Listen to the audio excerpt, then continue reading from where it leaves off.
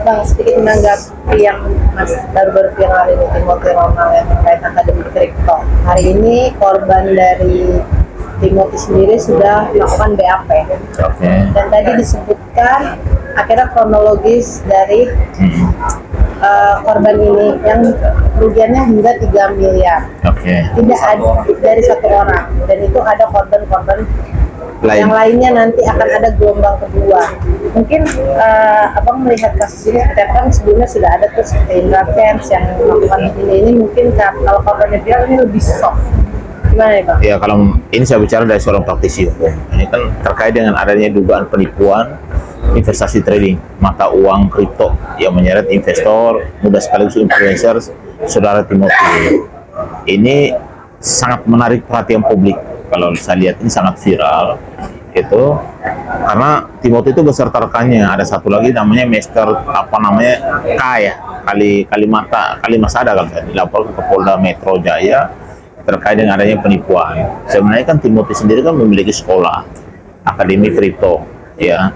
Nah, dugaan penipuan ini kan harus dibuktikan karena ada dugaan, ada janji ya kepada pemilik uang.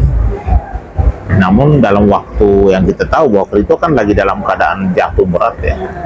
Tapi saya juga perlu jelaskan bahwa ketika nanti di dalam proses ternyata mereka ada perjanjian, ya kan? Ada perjanjian. Saya rasa itu akan menjadi satu hal yang menguntungkan pada si terlapor atau Timothy sendiri. Kalau misalnya mereka berjanji bahwa dalam kripto itu ada risiko-risikonya loh. Jangan hanya melihat dari keuntungannya saja, tapi ada risikonya. Yang kalian juga harus jangan hanya mau keuntungan saja ketika kripto jatuh, tapi kalian tidak mau tahu, malah melaporkan orang lain. Tapi kan harus dilihat juga, kalau penipuan kan soal bujuk rayu untuk menanamkan saham atau mengirim duitnya untuk masalah terkait dengan uang kripto tersebut kan gitu. Sebenarnya kalau kita lihat dari segala aspek yang saya lihat bahwa memang kalau orang maksudnya baik memberikan uang sesuai janji ternyata tidak tercapai, tapi kalau ada perjanjian di situ bahwa ada keuntungan ada risiko dan itu tanggung renteng, itu pidananya gugur itu. Tapi kalau tidak ada, ya otomatis harus dipertanggungjawab uangnya kemana, kan uang orang nih kan. Dia kan beli kripto kan juga pasti kan punya dana yang harus diberikan, bahkan ada kerugian sampai 3 miliar ya, dan itu baru satu. Nah, kalau korban lainnya juga ikut juga melapor, ini kan cukup banyak dan cukup besar. Makanya hati-hati juga masyarakat Indonesia, jangan sampai ada penawaran kripto yang menguntungkan, menggiurkan, semua orang rame-rame tuh menginvestasikan uangnya. Nanti ketika ada persoalan hukum kayak gini, ya semua orang juga rame-rame menghujat. Jadi kalau saran saya, inilah budaya kita. Sebenarnya kalau paling safe itu adalah bunga bank. Kalau orang menaruhkan sesuatu sudah lebih dari bunga bank, itu tandanya warning, hati-hati.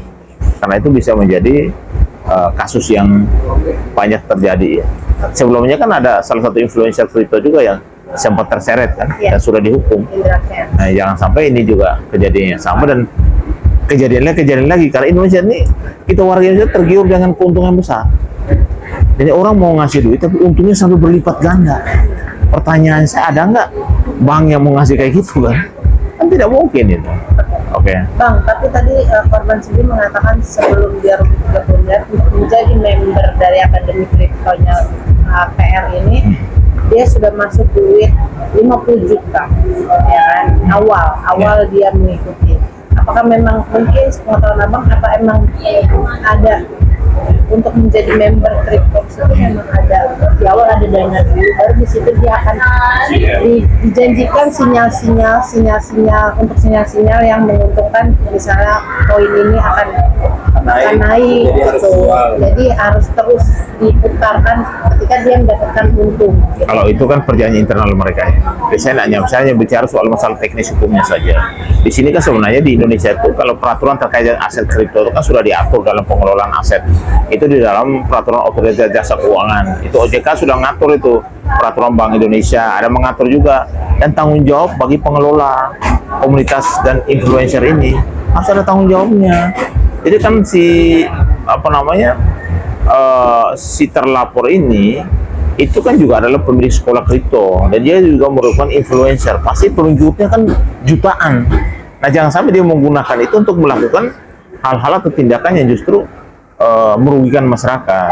Kalau saran saya, karena sudah dilaporkan, biarkan polisi bekerja dengan profesional untuk membuktikan laporan daripada si pelapor tersebut. Karena ingat, sudah banyak sekali kejadian-kejadian yang terjadi, bukan baru satu ini. Karena kalau ketika orang menawarkan keuntungan begitu besar, masyarakat itu semua rame-rame naruh duitnya. Tapi ketika nanti ada yang nanti uangnya tidak kembali, keuntungannya tidak ada, rame-rame menghujat.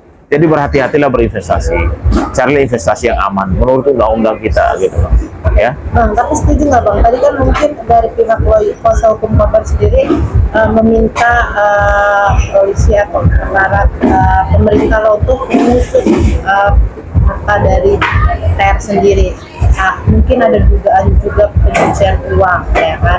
Karena kan mungkin bisa dilihat hartanya cukup banyak ya Bang, gitu kan, flexing, bisa dibilang seperti itu. Gimana?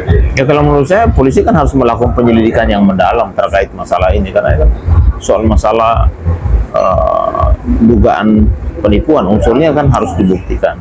Jadi kasus ini menurut saya polisi harus melakukan penyelidikan yang sangat mendalam, mengkonfirmasi apakah terdapat unsur kesengajaan dalam memberikan informasi, mengajak seseorang untuk masukkan uang di kripto kan, apakah ada sengaja dan juga memenuhi unsur yang memang ada pelanggaran hukum atau tidak. Tapi satu hal yang penting saya mau sampaikan bahwa perlunya meningkatkan pemahaman masyarakat tentang risiko investasi aset kripto. Ini yang harus disampaikan kepada masyarakat. Jangan keuntungannya saja, risiko pun harus dijelaskan. Karena bagaimanapun melakukan transaksi melalui penyelenggara yang terdaftar dan diawasi, ini kan juga tidak gampang. Makanya saya bilang, menawarkan keuntungan boleh, tapi juga menyampaikan risiko.